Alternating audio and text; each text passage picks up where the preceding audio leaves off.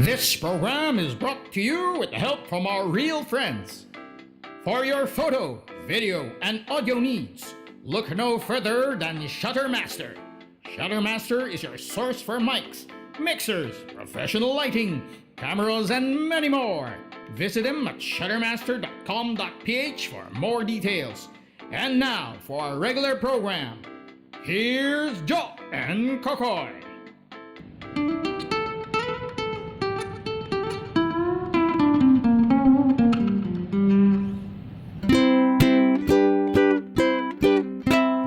Hi, I'm Joe. And I'm Kokoy. And together we are. TITOS with ukuleles. We're back here at Shutter Chinoy. Once again, we are very, very grateful to Shuttermaster Pro and to Frank Chai for loaning us the use of the space. So if you hear any noise, it's part of the normal day-to-day operations of recording in a cafe. This is our cafe sessions. We'd also like to say thank you to Shuttermaster Pro and Frank Chai for the use of these Sennheiser profile wireless lapel microphones. Yes. Today, Joe, I will present to you another sample of our special ukuleles with pickups. From our previous episodes, we discussed that there are a couple of types of pickups. But for acoustics, most of them would have to use piezo, which is Italian for pressure, something like that. So that only means that the sound is picked up by a pressure plate that's either under the saddle or within the body of the ukulele. Now that is done for acoustics, but there are definitely magnetic electric ukuleles, which we will feature sooner or later in our channel. Okay, so what you have now is a solid body acoustic electric instrument. That only means that this is purely plugged into your amplifier. Definitely, unless you're practicing in your bedroom, this won't really make any sound. Huh? So this one comes from RJ, Ramon Jacinto brand from the Philippines, which is a very good brand, which has been around since from the early 90s. Okay, so is this a tenor? No. Well, first, probably you're wondering, is it actually a ukulele?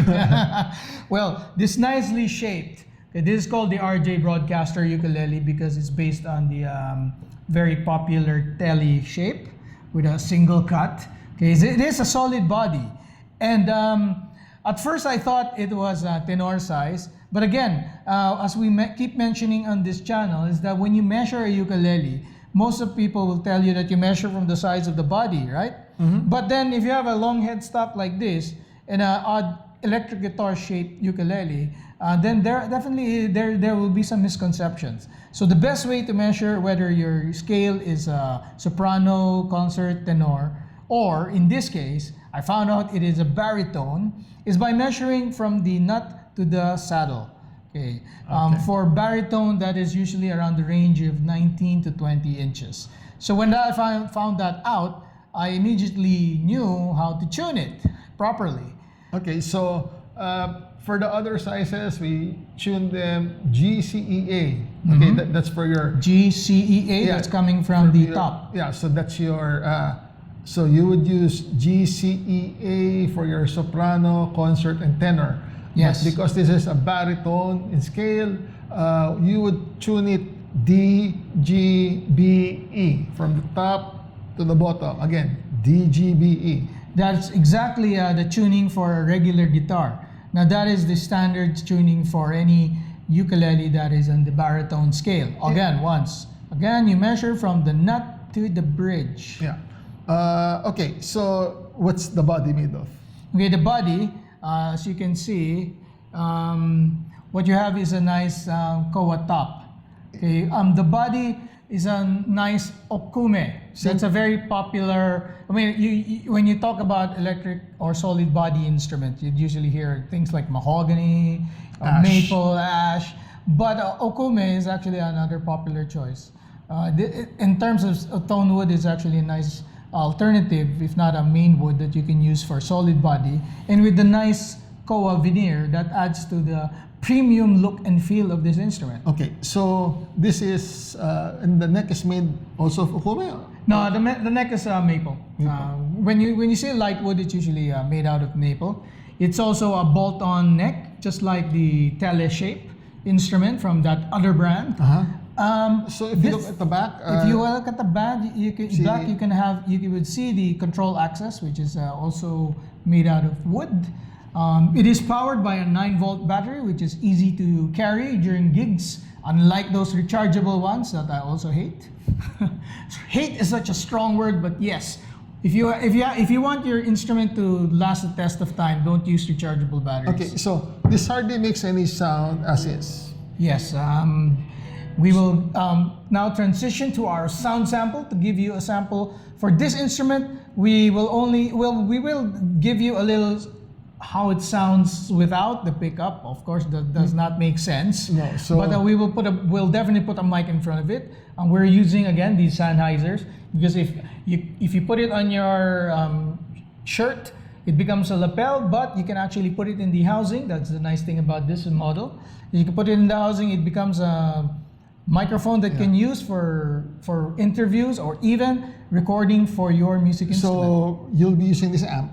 Okay, for our sound recording, we will be demonstrating it through this affordable Amun 15-watt amplifier, the AC15. For some of our testing, we'll be using this because we would like to showcase equipment that are available and affordable. Because most amplifiers for the ukuleles or even the acoustic are on the expensive side because they are more or less more complicated electronics. Okay, so we move up to our sound sample and let's rock on.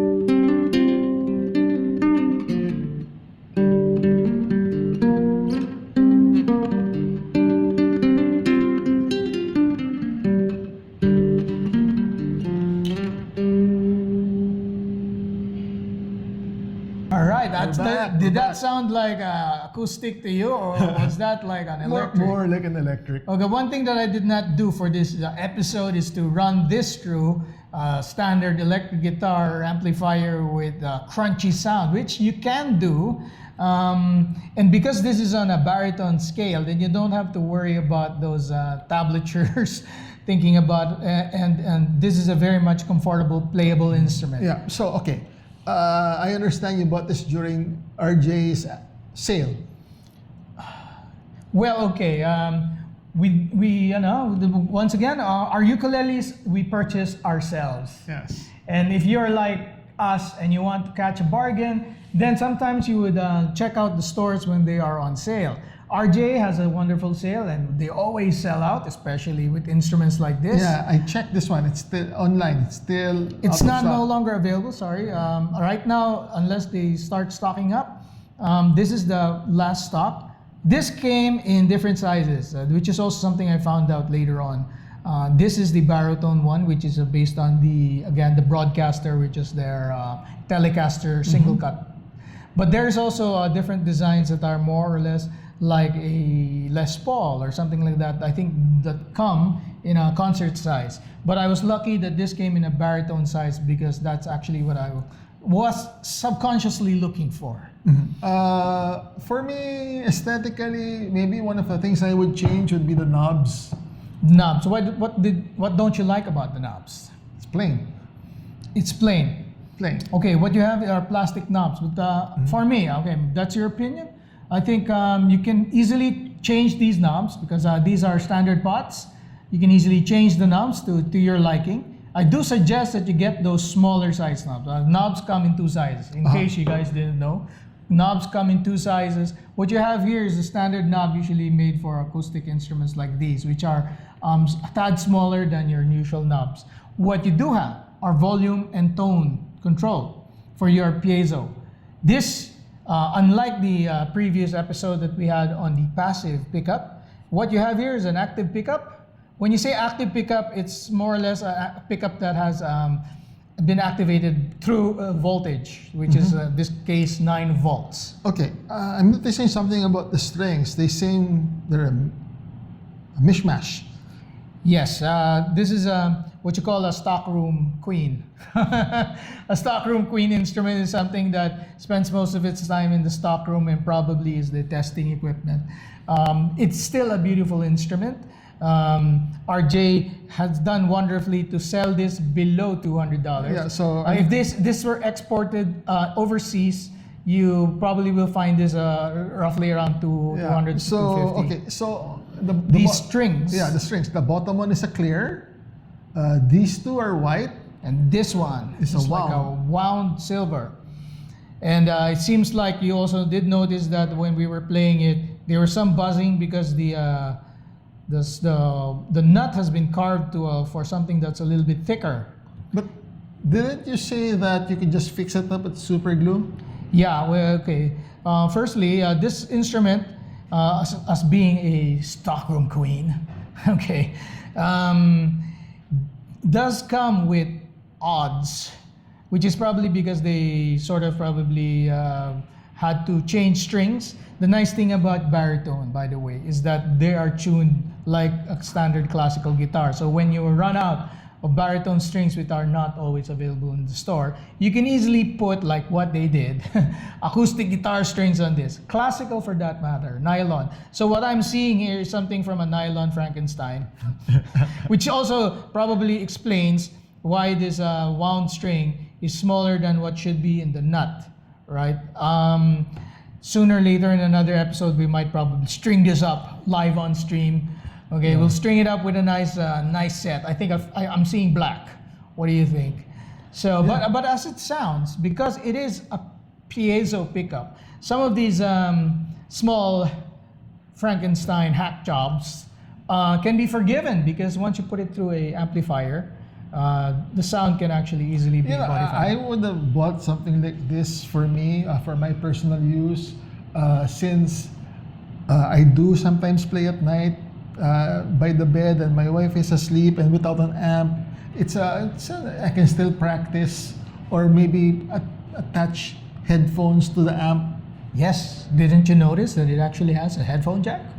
Okay, if you look into this, okay, one thing advantage of the piezo system that is active is that most often than not, the makers would put a nice practice feature by adding some jacks.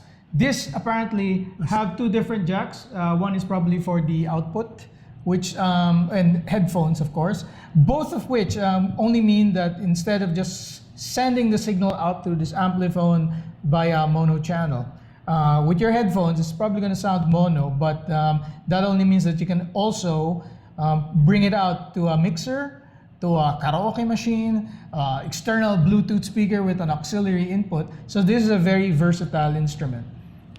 And all for the lovely price of roughly about $150. Regular or sale? No, that's the regular. Wow. Yeah, I'm not sure if we're allowed to say how much the sale is, but I do want to thank RJ because they've always have done wonderful instruments. These are probably made overseas, meaning somewhere in Asia. Definitely the craftsmanship. Even the frets are not too sharp, although I can see some work needing to be done. A little, maybe around here. But those are usually what you might expect from anything that's lower than $400. Even the more expensive $300 to $400 ukuleles can sometimes have rough frets. One thing when we're working on frets is that some people can be overzealous in crowning it out or making it less sharp, but definitely what they actually take away are the footholds of the string. I mean, if you sand out the edges too much to make it smooth for your fingers, there's nothing for the string to land on. You know, would using binding here help, or no? That just jacks up the price. Binding would have been nice on this one, but given the what they did with the koa, the other instrument that would have benefited from a binding would have been the Epiphone, Les Paul ukulele, because the Epiphone, the Les Paul guitar itself has binding. Yeah. But this one, the fretboard, which we assume can be similar to rosewood, if not rosewood, because this is made probably overseas. When I say this is probably made overseas, it's because of the electronics. The electronics that this thing has. If you open it up, which we won't do, if you open it up, it's a chip-based electronics. Now, with these active pickups, you would usually find a PC board that has the effects built into it. This does not have effects. It only has tone and volume. However, because there is that board, it actually, in a way, adds to the sound. Yeah, I noticed that compared to my acoustic, to my baritone, okay, so my acoustic baritone, this has a very narrow fretboard. Oh yeah, actually, that's one of the things that made me think this was originally a tenor, was because the neck is actually what I would consider a C shape, but very slim and narrow. If you listen to the sound samples, I think that actually adds to the playability as a lead ukulele. Now, once again, being on a baritone scale, you can easily just match this up even when playing with a standard acoustic or classical guitar player. For those of you who've never tried baritone, like I had my apprehensions before I got my first baritone. People would say that you have to learn new chord shapes. Actually, you don't. It's the same chord shapes you would use for tenor, concert, or soprano. You just have to learn to call it something else, like how you do a G on a tenor, that would be a D on the baritone. Yes. Your F on a tenor would be a C on a baritone. So you're not learning new chord shapes. You just have to learn to call them something else once you start playing a baritone. Did you also notice something that most people probably did not notice? What? This is a truss rod? Yes, there is a truss rod. Okay, when I first got this, I thought it was a concert, so I tuned it up to concert, right? Now, okay, what people don't realize and what they don't tell you is that as the science of musical instrument, this music is just a sound between point A and B, basically A and B, right? So anything in between, you can do anything with it. It will make sound, it will be music. In this case, this is supposed to be designed to tune with the baritone. But if you would like to play this like a regular ukulele, okay, which is tuned to GCEA, which is on a regular baritone, will be on the 5th fret, capo on the 5th fret, you can actually push the strings, or pull rather. You can pull the strings. All you need is to just use the proper tension, which again, the advantage of this is because you can use regular nylon strings from a classical guitar. You can bring up the different tensions so that you can pull the strings to tune this up to a regular ukulele. Okay, that's interesting. It sounded pretty okay. Intonation-wise, I didn't see any problems at the start. And considering that this has a truss rod, okay, one advantage that this can have that I have not tested, which we will do in another episode, is if you string this up with acoustic metal strings, this will probably hold. One thing, the bridge won't be pulling on anything that is not solid, so this will hold to be converted for an acoustic. Isn't that interesting? And if you're even more into the tinkering, you just put a hole in here and I can put a magnetic pickup in there. What do you think we'll do that for our next project? Yeah, but it's your ukulele, you do it. If I find another body, we'll see it done on this channel. Okay, because that's something that a lot of people who review these ukuleles don't tell you, or maybe they don't do that because most of them are ukulele players, whereas I am an electric guitar and acoustic player, and that's why I want to experiment in such things. So, okay, bottom line. Would Bottom you line recommend is this? this is a definite recommendation. I would even call as far as get this instead of getting the Kala. There are other brands that make these solid body ukuleles Yeah. that are active Yeah. piezos. So I was watching a video, it was a review about the solid body Kala, and then the reviewer said that if he taps the body, the pickup picks up the sound and it comes out on your amp. So for the Kala, it's a good thing. If you like to strum and tap, yeah, that sound will be picked up.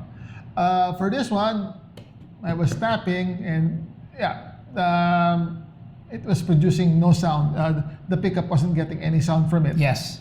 So again, these are personal preferences. Yes. The Kala, of course, is 2 times, even 3 times as much. I think it's about $299. Yes, $299 without importation taxes. But for me, this instrument, even on its price point, given that it actually has koa veneer, okoume wood, and the truss rod, this is definitely worth it for something that's around $150. It's a very good starting point even for any modifications. Like if you wanted to put that tapping thing, we can easily just modify the electronics in here. The only problem with these kinds of electronics, like I said, it's a PCB board. So that means that the sizes of these things are, it's actually connected to a board. So if you take them out, you either have to put a different hole size now. But definitely, this is a very plus. RJ, again, is a nice brand coming from the Philippines. Proudly Pinoy made, Yes. proudly Pinoy designed, made probably overseas for this matter. The craftsmanship is in a way, for me, superb at the price point. Yeah. Everything is spot on. And if I can find another one of this, I will buy 2. Yeah. More. Yeah, I've wanted one for a long time. The budget just never materialized. And I regret that it's no longer available. Yes, hopefully they will. RJ is known to bring in some of their models, depending on who made them. They usually revive some of their models. But this is the RJ version. This is it's also sometimes called a silent guitar. Okay, silent because you can actually practice silently, when you're at home. Now, there are other brands that we might not feature in this channel that are also similar to this product at a similar price point. But for me, definitely this particular design of being something that looks like a Telecaster guitar, this broadcaster from RJ is a definitely win. A win-win-win. 3 times over. Okay, now, before we go, we'd like to remind everyone to please like our videos, subscribe. It helps keep us going, okay? Yes, thank you very much. And in our next few episodes, we'll be featuring more ukuleles like this with additional tips, even maybe a field trip or 2. You want to go to Hawaii? All right. So we'll see you in our next episode.